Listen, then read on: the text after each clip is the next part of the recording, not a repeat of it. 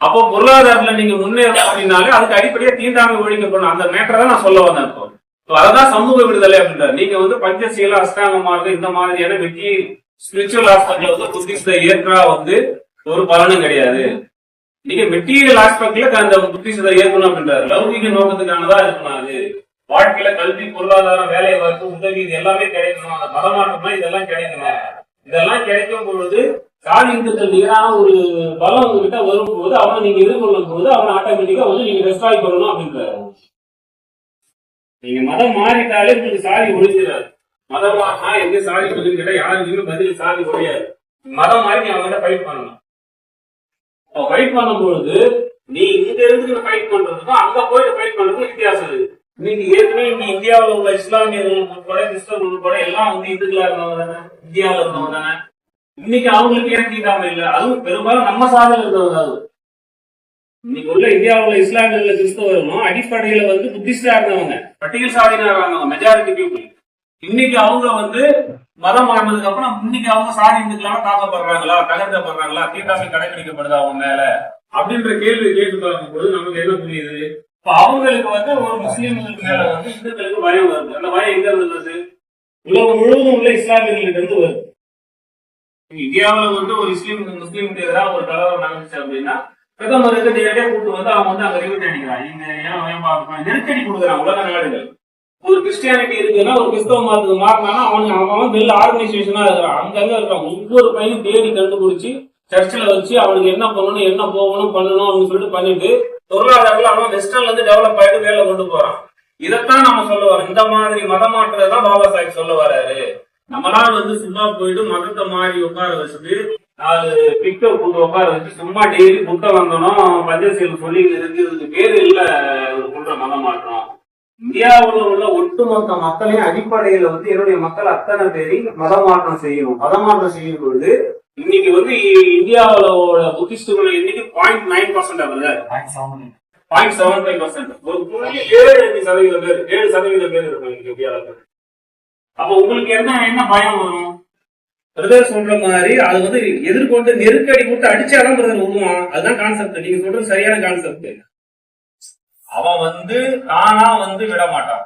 இருந்து பெற முடியுமா, இல்ல அரசியல் அதிகாரத்தின் மூலமா பெற முடியுமா, இல்ல மதமாற்றத்தின் மூலமா பெற முடியுமா?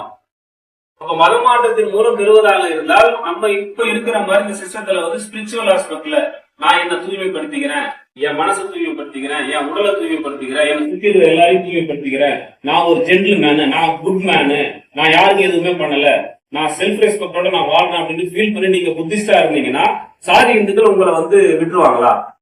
இவர் வந்து நல்ல மனிதன், உடலை தூய்மைப்படுத்தாரு, மனதை தூய்மைப்படுத்திட்டாரு, சுத்தி இருக்கிற சமூகத்தெல்லாம் தூய்மைப்படுத்திட்டாரு, இவர் வந்து ஊருக்குள்ள விட்டலாம் 4 ஊர் பேருக்கு மத்தியில ஒரு வீடை கட்டி விட்டு அதுல குடும்பம் வச்செல்லாம் விட்டுருவானா? விட மாட்டாங்க. இதான் சொல்ல வரோம். இந்த மதம் தான் பாபா சாஹிப் சொல்ல வர்றாரு. என்ன சொல்ல வர்றாருன்னா, நீங்க வந்து ஸ்பிரிச்சுவலா மதம் ஆன்மீக நோக்கத்துக்காக மதம் மாறாதீங்க. ஆன்மீக நோக்கம் வந்து செகண்டரி தான். முதலாவதான நோக்கம் வந்து உலக நாடுகள்ல வந்து உலகம் முழுவதும் பறந்து விரிந்து கிடக்கிறான் புத்திஸ்ட் நாடுகள் இருக்கான். அவனுக்கிட்ட வந்து நீங்க பவர் கெயின் பண்ணணும். எப்படி இஸ்லாமியர்கள் இந்தியாவில இருந்து உலகம் முழுவதும் உள்ள இஸ்லாமியர்கள் எப்படி வந்து பலத்தை பெறானோ, எப்படி கிறிஸ்தவன் அங்க இருந்து பலத்தை பெறுகிறானோ, அந்த மாதிரி இந்தியாவில் உள்ள நம்மளுடைய மக்கள் ஒட்டுமொத்த பேரும் கன்வர்ஷன் ஆனா ஒரு பாப்புலேஷன் கிடைக்குங்க. இன்னைக்கு இந்து மதத்துக்குள்ள பட்டியல் சாதனைன்னு சொல்லிட்டு அவங்களுக்குள்ள ஒரு பிரிவா இருக்கிற இந்த 20% மக்கள் தனி ஒரு மதமா மாறினாங்க அப்படின்னா இஸ்லாமியர்களுக்கு இடையான கூடுதலான பவர் இந்த மக்களுக்கு வரும். அப்ப வரும் பொழுது வெளிநாட்டுல உள்ள புத்திஸ்டுகளுக்கு இந்தியாவில புத்திஸ்ட் இருக்கிறானே தெரியாது. சைனா இருக்கு, ஜப்பான் இருக்கு, தாய்லாந்து இருக்கு, இந்த மாதிரி பெரிய பெரிய நாடுகள் இருக்காங்க, வளர்ந்த நாடுகள் இருக்காங்க. அந்த நாடுகளுக்கு வந்து இந்தியாவில வந்து இந்த வேகவயல் சம்பவமா இருக்கும், தர்மபுரி சம்பவமா இருக்கும், இந்த மாதிரி நிறைய சம்பவங்கள் நடக்குது இல்லையா? இந்த சம்பவங்கள் எல்லாம் வந்து புத்திஸ்டுகள் மேல நடக்குதுன்னு தெரியுமா?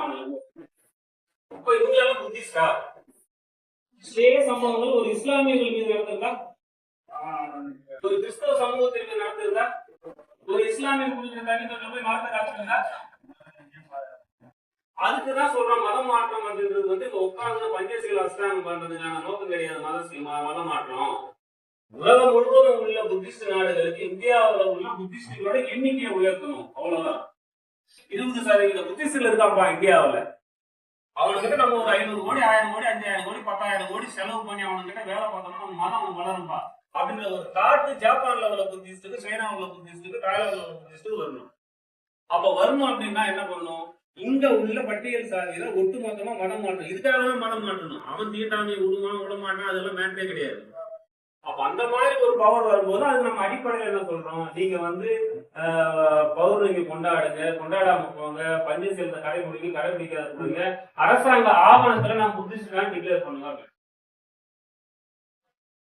பாப்புலேஷன் எடுக்கிறான் கேளுங்க, அவன் புத்திஸ்ட், நாங்க புத்திஸ்டுப்பா, நாங்க எஸ்சி, நாங்க புத்திஸ்ட். அப்ப இந்தியாவில் உள்ள கெசட்ல வந்து 20% புத்திஸ்ட் வரும்போது வெளிநாட்டுக்காரன் பார்ப்பான், இந்தியாவில் ஒரு 20% புத்திஸ்ட் இருக்கிறான்ப்பா, அவன் என்ன பண்றான் பாரு, தொடர்பு கொள்ள அவனோட. இப்பயும் தொடர்பு வச்சுட்டு தான் இருக்கான், நம்ம நிறைய வச்சுட்டு இருக்காங்க. ஆனா பணத்தை வாங்கி வாங்கி ஏதோ பண்ணிட்டு இருக்கான். இருக்கிற அரசியல்வாதிகளுக்கும் அவங்களுக்கும் வந்து பின்னாடி சொம்பு அடிச்சுக்கின்னு பண்ணிட்டு இருக்காங்க. நமக்கு தெரியாத ஒண்ணும் கிடையாது. அப்போ பாபா சாஹிப் மத மாற்றத்தை வந்து இந்த மாதிரி மெட்டீரியல் ஆஸ்பெக்ட்ல முன்வைக்கிறாரு. மதம் மாறுங்க, ஒட்டுமொத்த மக்களையும் மாத்துங்க, வெளிநாடுகள்ல உள்ள புத்திஸ்ட் நாடுகளுக்குள்ள ஆரம்ப கட்ட பணிகளுக்கு நம்ம பணத்தை வாங்கணும், அவங்ககிட்ட இருந்து பவரை வாங்கணும். பவரை வாங்கும் போதுதான் சாதி இந்துக்களுக்கு நெருக்கடி வரும். அப்பதான் அவன் வந்து யோசிப்பான் தீண்டாமை கைவிடுறதுக்கு, இல்லைன்னா யோசிக்க கூட மாட்டாங்க. சோ இந்த புத்திசம் தான் வந்து உண்மையான சமூக விடுதலை அப்படின்னு சொல்றாரு. அப்ப பட்டியல் சாதியில கருத்துல பொறுத்த வரைக்கும் 2 விதமான விடுதலை இருக்கு. ஒண்ணு அரசியல் விடுதலை, அந்த செப்பரேட் எலக்ட்ரேட். அந்த செப்பரேட் எலக்ட்ரேட் நிறைய பேர் இப்ப கேட்க முடியுமா அப்படின்னு அப்ப கேட்டாரு. 1919 கேட்டாரு, 32 கம்யூனிஸ்ட் மாடல வந்துச்சு, அதோட போயிடுச்சு. காந்தி உண்ணாவிரதம் குடிக்க போயிட்டாரு. இப்ப 50-60 வருஷம் 70 வருஷம் 80 வருஷம் உள்நோடி வச்சு போய் கேட்க முடியுமா அப்படின்னு கேட்கறதுல என்ன பிரச்சனை இருக்குன்னு அவன் குடுக்கறான் கொடுக்கல. ரெண்டாவது இந்த மாதிரி ஒரு மேட் இருக்கு, இந்த மேட் தானே எங்களுக்கு உண்மையான அதிகாரம் சொல்லி கேட்கலாம்ல, கேட்கறதுல ஒன்றும் தப்பு கிடையாதுல்ல. ஏன்னா நம்ம உடனே சொல்லலாம், அப்போ வந்து பிரிட்டிஷ்காரன் இருந்தப்போ